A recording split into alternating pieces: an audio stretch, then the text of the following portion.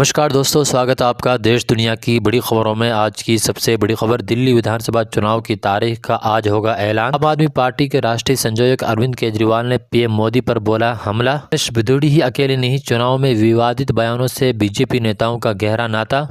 दिल्ली विधानसभा चुनाव से पहले प्रधानमंत्री मोदी ने अशोक विहार में झुग्गी वासियों को पक्के फ्लैट्स की चाबी सौंपी। ये सारी खबरें विस्तार से बने रही है हमारे साथ। दिल्ली चुनाव 2025 की तारीख का ऐलान आज 7 जनवरी दोपहर में हो जाएगा। चुनाव आयोग आज दोपहर में 2 बजे प्रेस कॉन्फ्रेंस कर चुनाव की तारीख का ऐलान करेगा। इसी के साथ दिल्ली में आचार संहिता लागू कर दी जाएगी। में विधानसभा का कार्यकाल खत्म होगा। वहीं सभी पार्टियों ने चुनाव की तैयारियां आज तेज कर दी हैं। आम आदमी पार्टी अपने सभी उम्मीदवारों को मैदान में उतार चुकी है, जबकि कांग्रेस ने भी अपनी 3 लिस्ट जारी कर दी हैं। कांग्रेस के 2 प्रत्याशी बचे हैं। कांग्रेस जल्द ही अपनी चौथी लिस्ट भी जारी कर सकता है। जनता पार्टी ने अब भी अपनी पहली लिस्ट जारी कर दी है। बीजेपी ने अपने 29 उम्मीदवारों की सूची जारी की है। भाजपा के बाकी उम्मीदवारों की लिस्ट भी जल्द जारी हो सकती है। अरविंद केजरीवाल नई दिल्ली सीट से चुनाव लड़ रहे हैं, जिनके खिलाफ संदीप दीक्षित मैदान में उतरे हैं। वहीं भाजपा ने पूर्व सांसद और दिल्ली के पूर्व सीएम साहब सिंह वर्मा के बेटे परेश को इस सीट से मैदान में उतारा है, जब इस सीट का मुकाबला बेहद रोमांचक हो गया है। माना जा रहा है कि इस सीट पर कांटे की टक्कर होगी। माना जा रहा है कि चुनाव को लेकर कांग्रेसी पार्टी ने शुक्रवार को तीसरी लिस्ट जारी की है।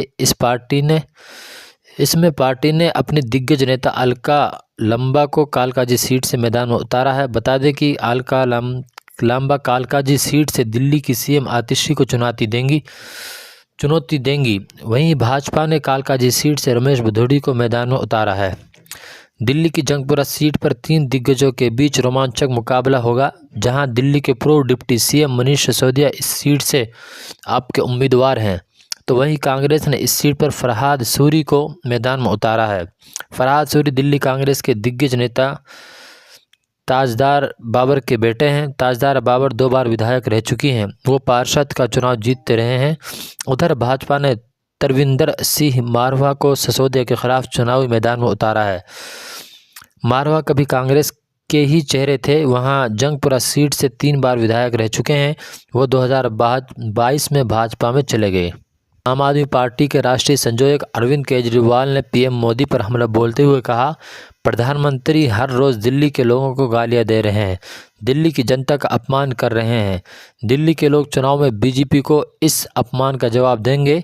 उन्होंने कहा कि 2041 का मास्टर प्लान अभी तक नोटिफाई नहीं किया गया, इससे विकास रुक गया है। 38 मिनट का भाषण दिया, इसमें 29 मिनट उन्होंने गालियां दी।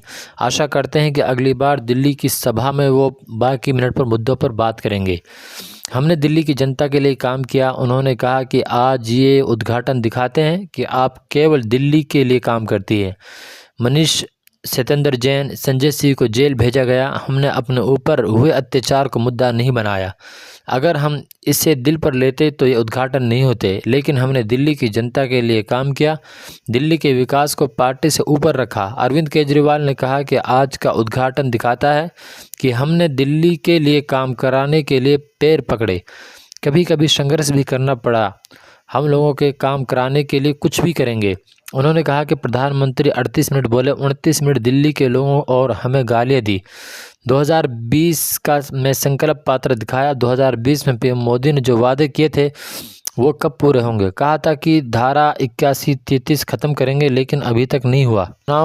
चुनाव में नेताओं के बिगड़े बोल राजनीतिक पारे को बढ़ा देते हैं। ऐसा नहीं है कि ये 1 या 2 चुनाव हों, ऐसा होता हो। नगर निगम से लेकर विधानसभा, लोकसभा चुनाव और नेताओं के विवादित बयान के बीच गहरा नाता रहता है। सिर्फ एक राजनीतिक दल इसमें शामिल नहीं, बल्कि हर राजनीतिक दल के नेता इसमें शामिल हैं। सीएम से लेकर पीएम और प्रदेश नेतृत्व को अक्सर नेता अपने बिगड़े बोलों से अपमानित करने की कोशिश करते हुए दिखाई देते हैं। इन बयानों के बहाने नेता जनसमर्थन अपने पक्ष में करने से जुट जाते हैं। इस चुनाव में भारतीय जनता पार्टी का कालकाजी में प्रत्याशी रमेश भदौड़ी पहले कांग्रेस नेता प्रियंका गांधी को लेकर आपत्तिजनक टिप्पणी को लेकर विवादों में आए, तो उसके बाद ही उन्होंने दिल्ली मुख्यमंत्री आतिशी को लेकर टिप्पणी कर दी।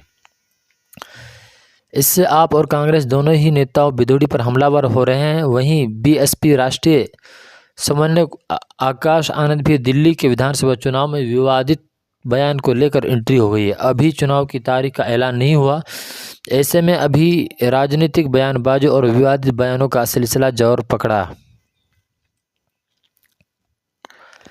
चौथी बड़ी खबर दिल्ली में विधानसभा चुनाव से पहले प्रधानमंत्री मोदी ने अशोक विहार में झुग्गियों वासियों को पक्के फ्लैटों की चाबियां दी और बिना नाम लिए दिल्ली के पूर्व मुख्यमंत्री अरविंद केजरीवाल और आप सरकार पर बड़ा हमला बोला।